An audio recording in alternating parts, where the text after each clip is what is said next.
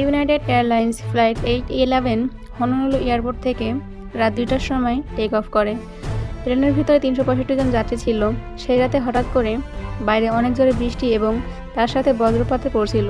এর ভিতর অদ্ভুতভাবে প্লেনের একটি দরজা বাইরে উড়ে যায় এবং তার সাথে সাথে সেখানে থাকা সব যাত্রী বাইরে ছিটকে পড়ে যায়।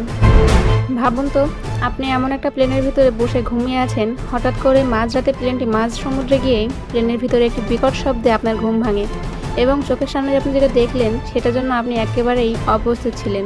প্লেনের এক সাইড একেবারেই উড়ে চলে গেছে এবং সেইখানে থাকা সব যাত্রী বাইরে ছিটকে পড়ে গেছে। হ্যাঁ, এটা একটি সত্য ঘটনা, যেটা 1979 সালে 24শে ফেব্রুয়ারি রাত 2টার সময় ঘটে।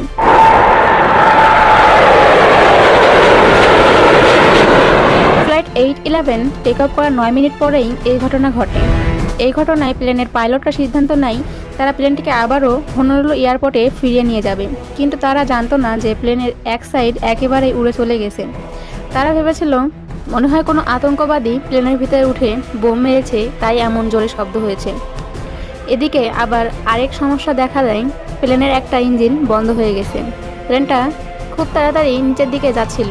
কেবিনের ভিতরে হওয়ার প্রেসারের বেড়ে যাওয়ার কারণে সকল যাত্রীদের নিঃশ্বাস নিতে অনেক সমস্যা হচ্ছিল। প্লেনের ভিতরে থাকা অক্সিজেন মাস্ক পরেও কোনো কাজ হচ্ছিল না। পাইলটকে খুব তাড়াতাড়ি প্লেনটিকে 1000 ফুট দূরত্বে নিয়ে যেতে হবে, যেন সবাই নিঃশ্বাস নিতে পারে। ক্যাপ্টেন প্লেনটিকে আবার হনলুলু এয়ারপোর্টে নিয়ে যেতে খুব সমস্যা হচ্ছিল, কারণ প্লেনের ফিউল একেবারেই ভরা ছিল, এই জন্য সমস্যাটা হচ্ছিল।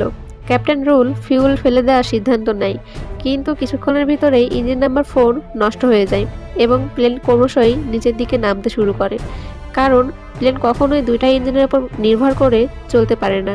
পাইলটরা কোনোভাবে প্লেনটাকে নিজেদের নিয়ন্ত্রণে আনতে পারছিল না। হঠাৎ করেই প্লেনের ভিতর থেকে কেবিন ক্রু এসে বলে প্লেনের এক সাইড একেবারে উড়ে চলে গেছে এবং সেখানে থাকা সকল যাত্রী ছিটকে বাইরে পড়ে গেছে আর প্লেনের ইঞ্জিনে আগুন লেগে গেছে।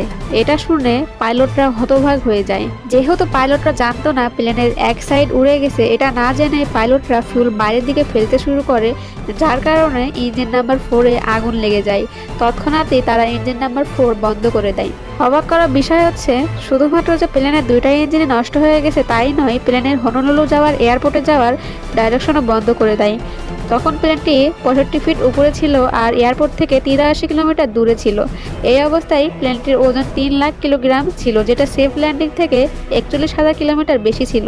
এত কিছুর পরেও পাইলটদের প্লেনটিকে সুরক্ষিতভাবে ল্যান্ড করাতে হবে। প্লেনে একটি বড় ধরনের ছিদ্র, 41,000 কিলোমিটার ওভারওয়েট, দুইটা খারাপ ইঞ্জিন। ইউনাইটেড 811-এর পাইলট কোনোভাবে রানওয়েতে প্লেনটিকে ল্যান্ড করাতে সক্ষম হয়। খুব তাড়াতাড়ি এই ভিডিওর দ্বিতীয় পার্ট নিয়ে আমরা হাজির হব। তোমরা যারা এখনো ভিডিওটাকে লাইক এবং চ্যানেলটিকে সাবস্ক্রাইব করো নাই, তোমাদেরকে বলছি ভিডিওটিকে একটা লাইক এবং চ্যানেলটিকে একটা সাবস্ক্রাইব করে পাশে থাকুন। দেখা হবে পরের ভিডিওতে।